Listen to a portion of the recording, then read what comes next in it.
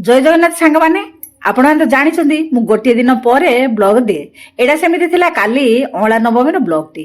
मोर तो टिके लेट हो जाए देला आड़ू ब्लॉग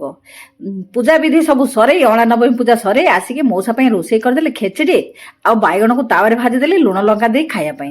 नाती की खुआईदेली मौसा खाया दे सारी बाहरी पड़ी मंदिर जावाई मंदिर में सब बसिले खावाई मोर टिके लेट होगा तो से सब बसिले खायापी मुझे खाईदेली खाई सारा पर टिके बसिकी गपिलु पुतरा बोर मोर तापर बाहरिलु ठाकुराणी मंदिर आउ